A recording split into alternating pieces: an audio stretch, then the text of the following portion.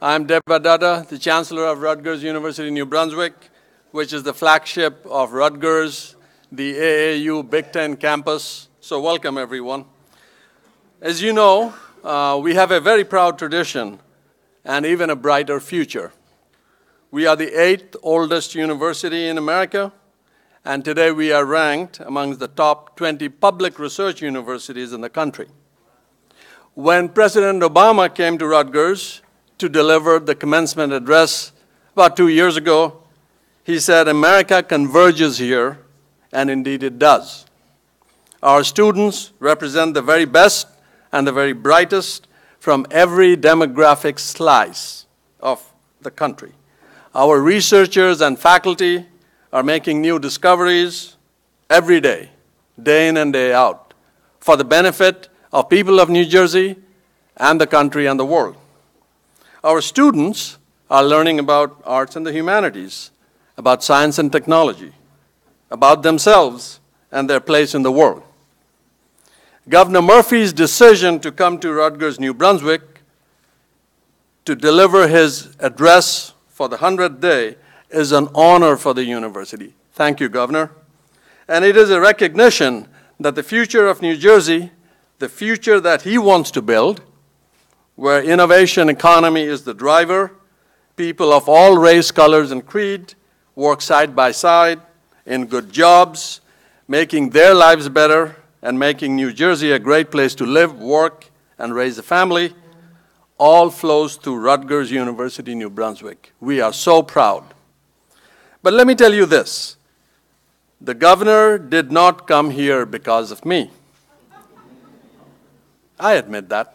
I follow him on Twitter. He is a busy man. He chose Rutgers because of our students. So it is my distinct pleasure to call upon the Rutgers University Student Association President, Suzanne Link, to introduce Governor Murphy. Suzanne?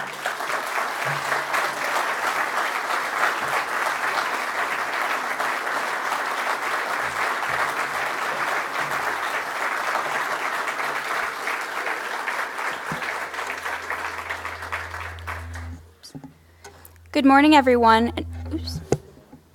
Good morning, everyone, and welcome to Rutgers, the State University of New Jersey. I am Suzanne Link, President of the Rutgers University Student Assembly, and I'm humbled to introduce Governor Murphy, a true advocate for change and champion of higher education. The theme of the governor's address is building a stronger and fairer New Jersey, a goal also shared by our university and its students. And while this theme is far broader than higher education, his support for students within our state should not go unnoticed. At Rutgers, we've adopted a code of values known as the Knight's Call.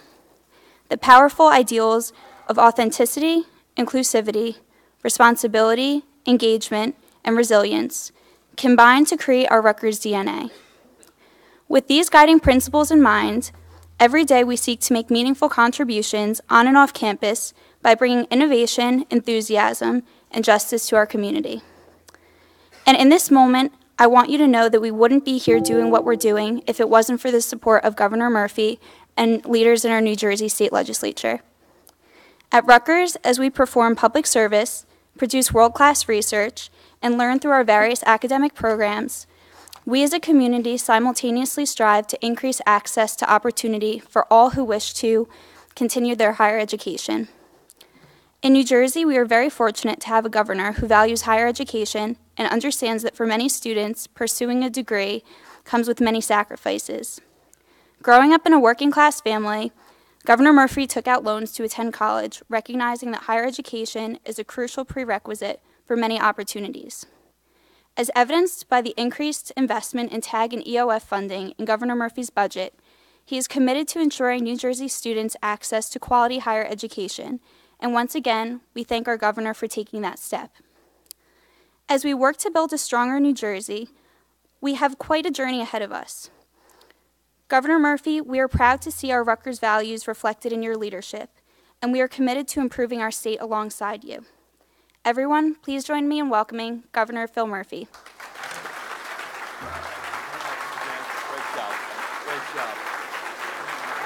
Thank you. Thank you all. Hey, sir. Thank you all. Thank you. Thank you, thank you.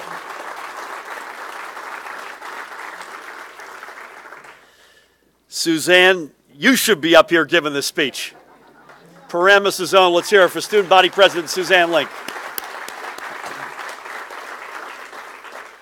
Before I dive in, I want to acknowledge a few folks and groups of folks who are with us today. To the entire Rutgers family, students first and foremost, faculty and staff. Chancellor, you embody in your own life and academic work the innovation economy that we talk about so much. Thank you for your kind words. President Bob Barchi, to you and your whole team, again, somebody who embodies not just the legacy but the future of this great state. Thank you, and to all of our Rutgers hosts for having us today. I also want to thank the many elected officials here. If I start naming them, I'm going to be here all afternoon, but I'm incredibly humbled. You've come from all over the state, and it means more than you know. I also want to thank our cabinet and team who are with us today in force. That means a great deal, and that team is led by our DCA commissioner, the one, the only, rockin' Lieutenant Governor in the first row here, Sheila Oliver.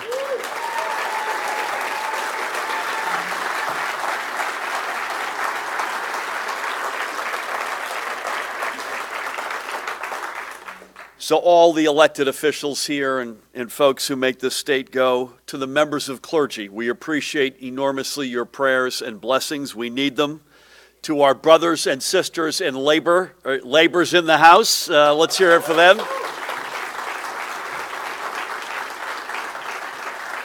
I'll leave out a few verbs, but this state was built, it was wired, it was painted, it was piped, it was taught, it was protected and served by organized labor. We're coming out of a very tough period. We're back in business, I promise you that. And I'd have a particular word for our educators. Look at what's going on in Kentucky and Oklahoma and West Virginia. Let me tell you, as long as I'm here and we're here, that ain't going to happen in New Jersey. You have my word.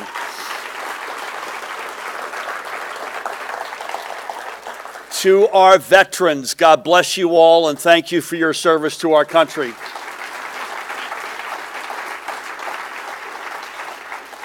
To the activists and the community organizers and the organizations that are out there every single day standing up for what's right and standing up for a better future in New Jersey, thank you for being here today and for all that you do.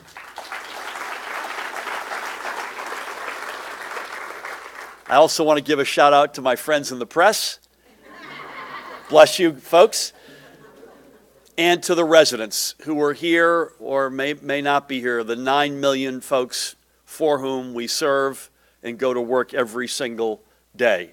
One of whom, last but not least, is my wife of almost 24 years, our First Lady, Tammy Murphy.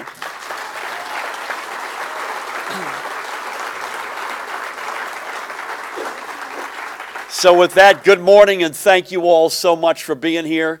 You may have noticed I'm wearing my track shoes today for a very specific reason. Last fall, we had a healthy debate about how to move New Jersey forward. And the election sent a clear message.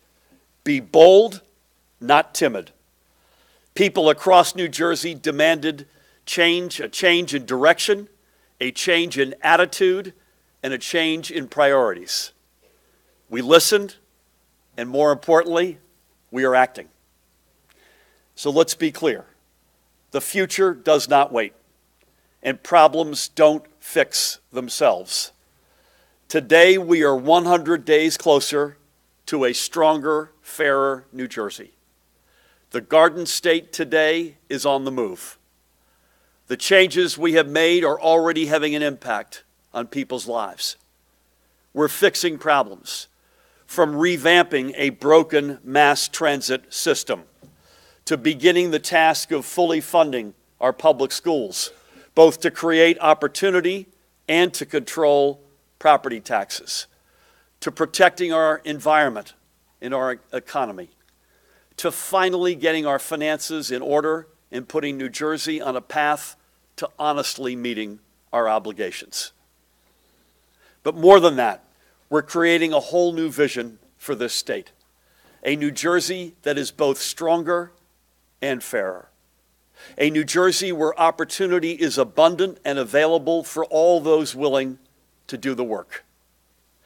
If there are some who wish to criticize us for moving too fast, well, please join me and put on your own track shoes.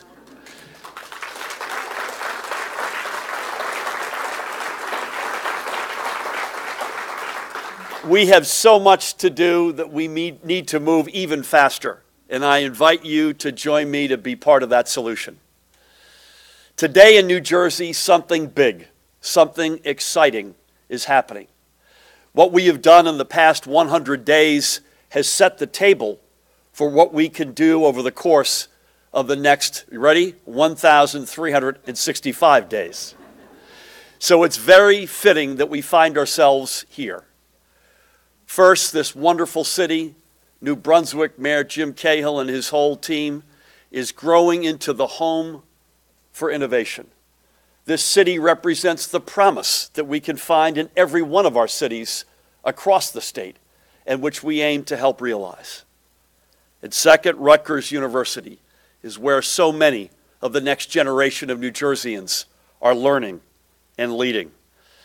And so much of what we are doing is to ensure a New Jersey where they can stay, earn a good living, raise a family, and be proud to call home.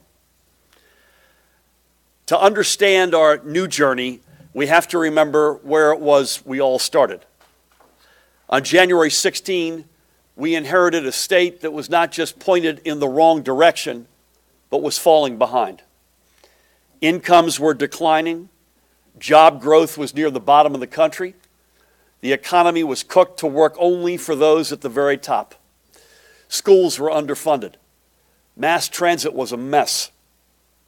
And as a result, the value that generations of residents and businesses found in New Jersey had begun to erode. Most continued to pay more and get less, but worse, many families were actually earning less. They questioned whether our best days were in our rearview mirror. They are not. They are decidedly ahead of us.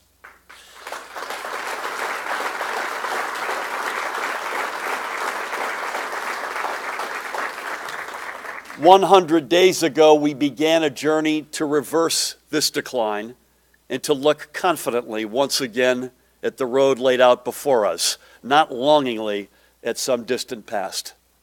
Yes, stark challenges remain. I'm not here today to spike any footballs. We cannot and we will not be able to reverse the decline of the past 8 years in just 3 short months. But that is why we started aggressive and why we will stay aggressive. It's why we've made rejuvenating our economy job number 1.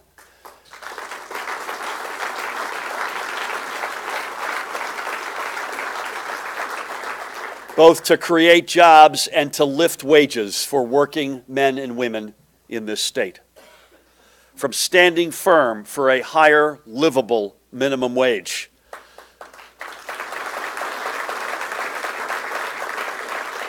to reimagining a public education system built for the 21st century, to passing earned sick leave. We are empowering people who work hard, and we are building a new economy from the middle out and the bottom up. On our first day, in our first official action, we made a strong statement for wage equality. And on our 99th day, yesterday, Sheila and I were beside each other, we made equal pay for equal work the law of the entire state.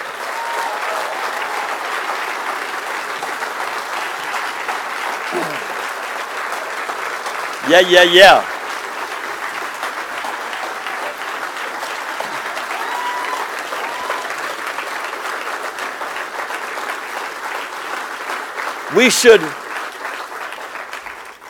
I'd like to take complete credit for that, but we did it as a team. We should all take pride because that bill gives New Jersey the strongest equal pay protections in the United States of America.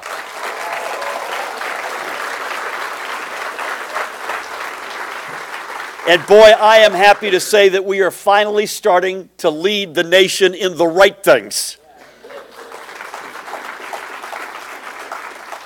It is why we installed qualified and competent leadership at NJ Transit and have begun the work of investing in our key transportation assets to make up for the prior administration's negligence and near total defunding.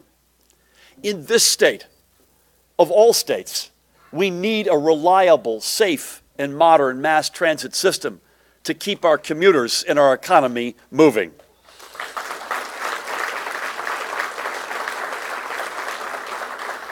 By the way, this one's not that complicated. We're the fourth smallest state in the nation. We're the densest state in the nation. We sit beside the largest market in the world in New York and one of the largest markets in the country in Philadelphia. If you're going to get one thing right, it's got to be mass transit, and we will get it right.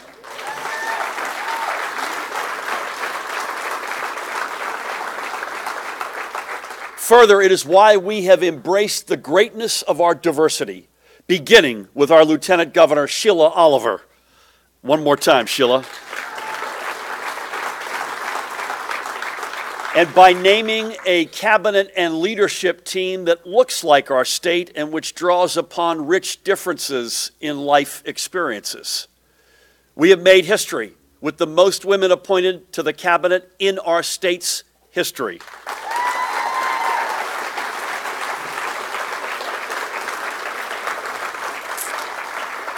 With our nation's first ever Sikh American Attorney General, Gurbir Grewal.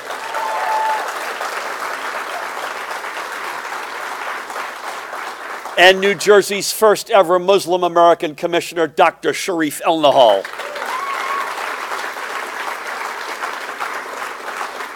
And our first ever African American Adjutant General, Brigadier General Jamal Beal.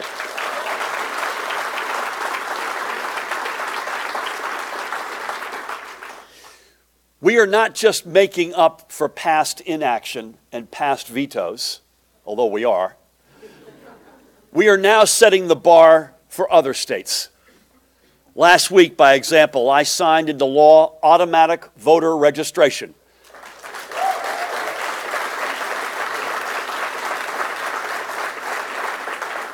That makes us just the 12th state to ensure every citizen is registered to vote. And better yet, we're one now of only 4 states to allow government agencies other than the Motor Vehicle Commission to assist in that effort. It is just the first of what I hope will be multiple new laws to open up our democracy. And in that, we will lead the way. We are showing that New Jersey will listen and act as we did in the wake of the tragedy at the Marjorie Stoneman Douglas High School. And as young people from across the state and nation took to the streets to demand common sense gun safety laws. We began by forging a new partnership called States for Gun Safety with like-minded neighbors and allies, New York, Connecticut, Rhode Island, Delaware, Massachusetts, and Puerto Rico, to undertake the comprehensive regional approaches we need to combat gun violence in the frustratingly continued absence of federal action.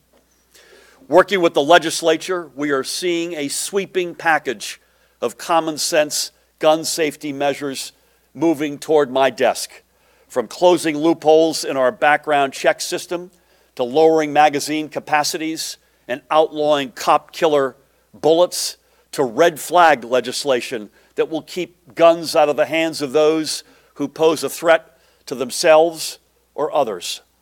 And make no mistake, when those bills get to me, I will sign each and every one of them.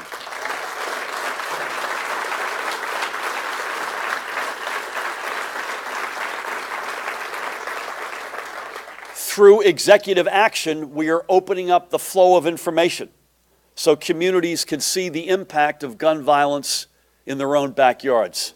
including the types of weapons used in a crime and where they came from. And this is an important point. Roughly 80% or more of the guns used to commit crimes in New Jersey come from out of state.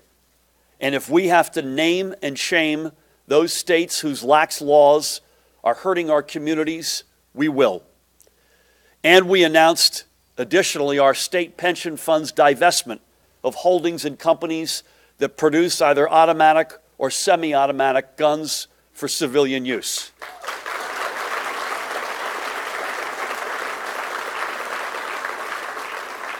Importantly, we are acting not just in the name of Parkland, but of every community and every family in New Jersey touched by gun violence, and the many more who just want to be safe. We're also planting the seeds for the innovation economy to grow again in New Jersey. 3 weeks ago, the world's leading offshore wind companies chose to hold their annual business forum right here in New Jersey. A year ago, that would have been unthinkable. I love Princeton. I'm not sure why they chose Princeton, not terribly close to the shore, but that was their decision. Even though we are one of the most advantageously positioned states for the offshore wind industry, we had neither windmills nor, it seemed, the will. But in our first month in office, we took action to begin the process of creating the offshore wind marketplace, originally envisioned, by the way, in the year 2010, but which was left to gather dust while other states began to pass us by. Our hopes of being the first state to have an operational wind farm powering our communities were dashed. But our goal of being a world leader in offshore wind production and component manufacturing is again alive and well.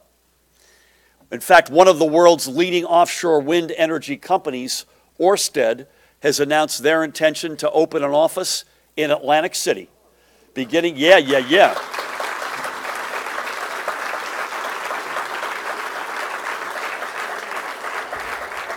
And that will begin the process of creating a 1,000 megawatt wind farm off our coast. And what does that mean? Well, that can power more than 600,000 homes and businesses. And in doing so, they will be creating up to 1,000 new union construction jobs and good-paying permanent ones as well.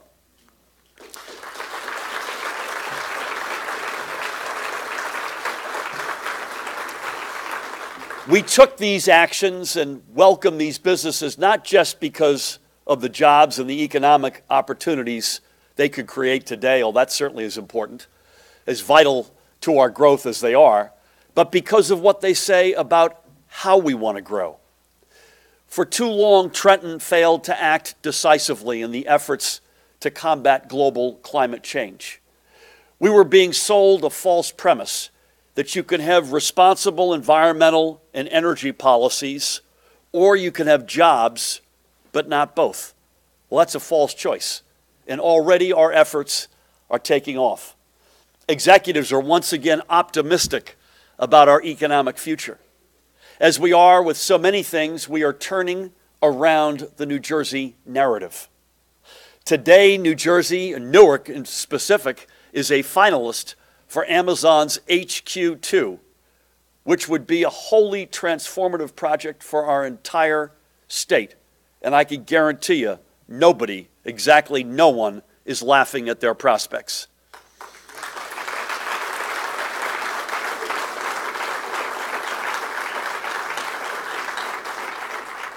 You see, with the turmoil in Washington and the seemingly unending political convulsions, it is invariably falling upon states to act. Right now, governors have never mattered more.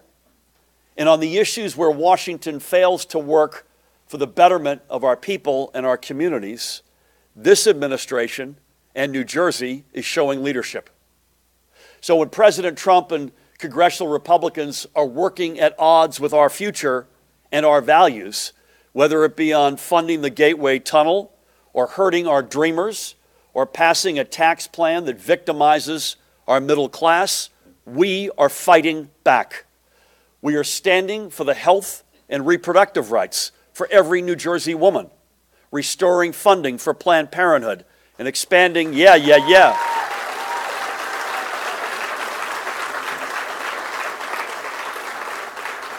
And in addition to just funding Planned Parenthood, expanding access to family planning services under Medicaid. We are expanding access to medical marijuana to thousands of New Jerseyans who want nothing more than to restore their quality of life and who have been failed by other treatments or who wish to not fall into reliance upon opioids.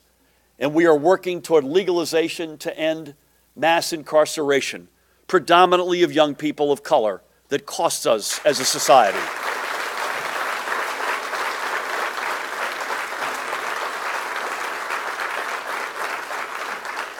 We are restarting the process of reviewing our criminal sentencing guidelines and moving toward a more just justice system. We are standing for the rights of our dreamers to continue to live, learn, and work in the only home many of them have ever known.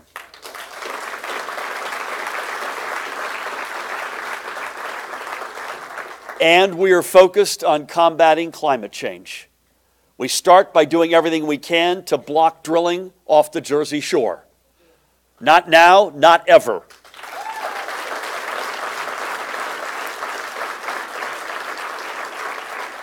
We are planning to join our neighboring states in permanently banning fracking within the Delaware River watershed.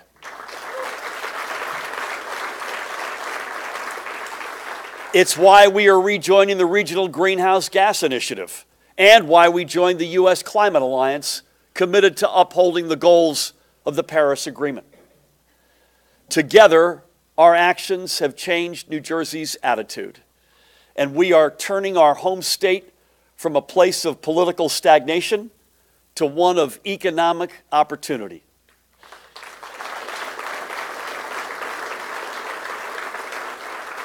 We are no longer accepting the way things are as the way they should be. We are continuing to push against an entrenched and cynical status quo with an agenda, in contrast, full of optimism and opportunity.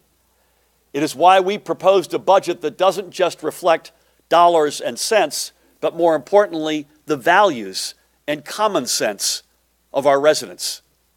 We cannot profess to believe in fairness unless we ourselves ensure fairness. Years of underinvestment in our core assets and in our people had eroded the value that New Jersey families had long been provided. To keep us moving in the right direction, we need to ensure that we bring along our entire New Jersey family.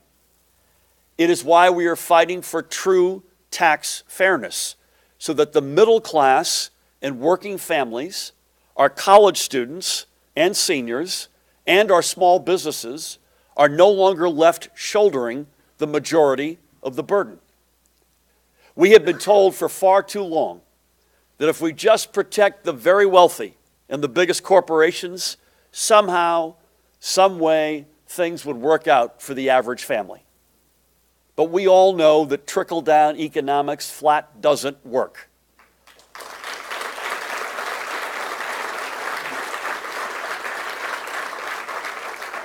It doesn't create jobs.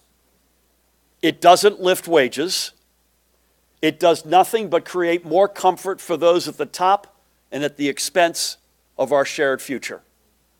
We can't keep budgeting just for today to tide us through another cycle and fiscal year, knowing that we'll be right back here and right back at it next year. So the decisions we made in our first 100 days have set us on a course for greater future financial stability, not just for the state, but for our residents. It is this simple. We cannot rise again unless we invest in our state.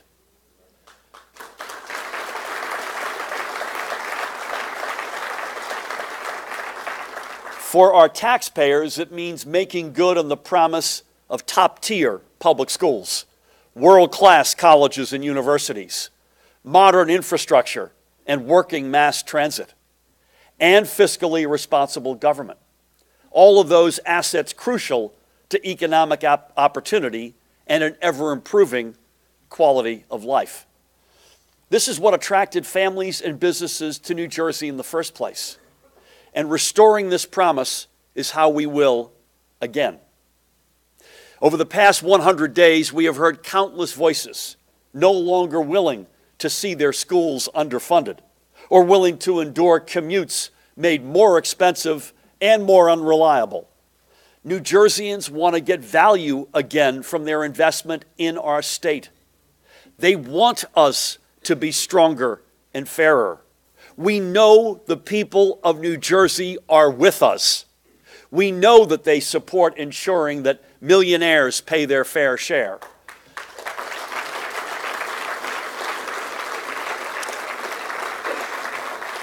And we know that they understand that investing in our state will take new revenues. Yes, the millionaire's tax is the right thing to do so we can invest directly in our middle class and working families and in our students.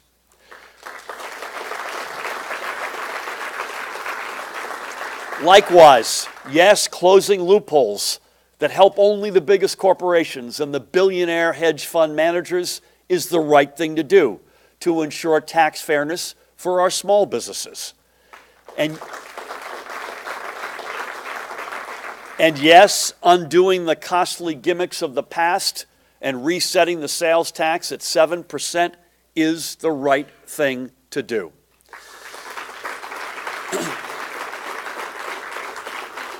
An important point. These are simply not ends unto themselves, but rather these are the tools, the right tools, with which we can build a stronger and more resilient state. Without this, we would be unable to put ourselves on the path to fully funding our public schools and expanding pre-K over the next 4 years to the entire state.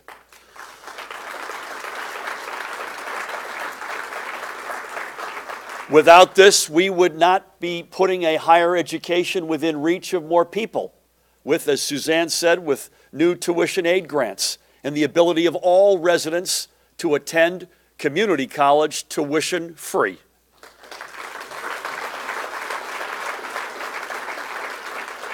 Without this, we would not be nearly tripling support for NJ Transit and protecting at the same time commuters from a fare hike.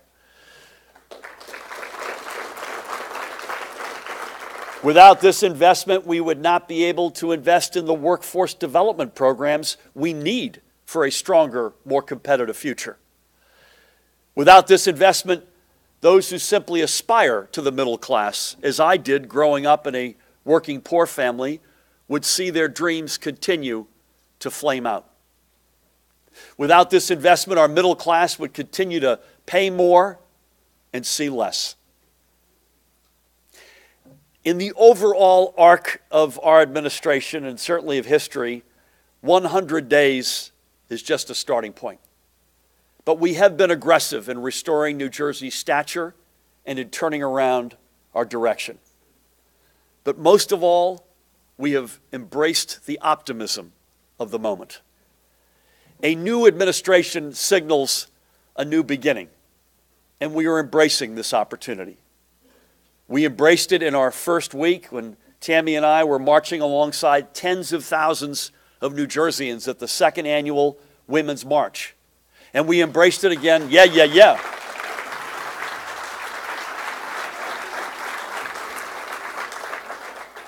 And we embraced it again last month when we joined thousands of young people marching for their lives.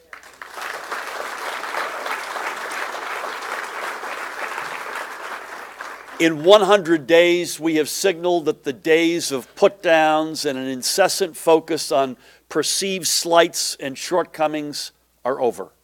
We will no longer feed the national narrative that disparages us and gives short shrift to our people and our prospects. In 100 days, we have sought to lift up our forgotten communities and reset our statewide conversation from what government won't do or can't do to what we can do together by working in our shared best interests.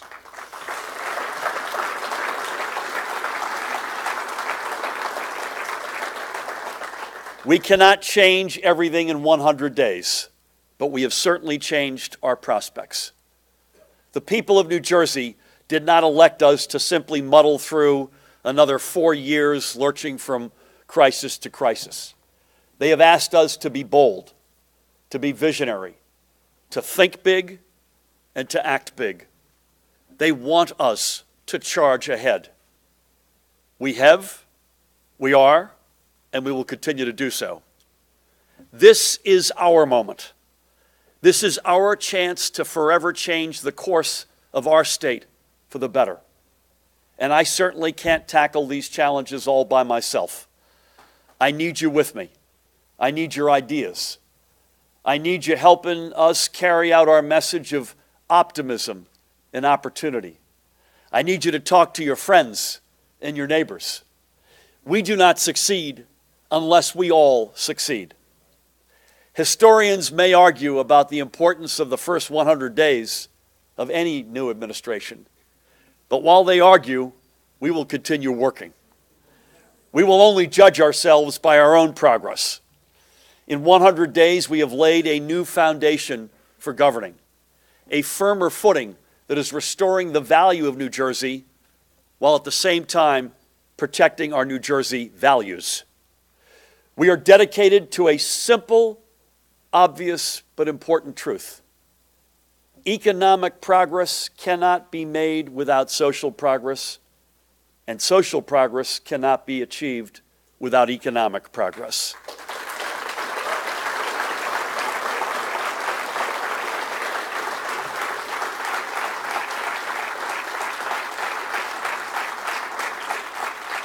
And frankly, that's the lens through which we view everything, and we hope you do too. And upon this foundation, and together, we will build that stronger, fairer, and more just New Jersey. Thank you so very much for being here. Thank you for your continued partnership on this journey. God bless the great state of New Jersey, and God bless the United States of America.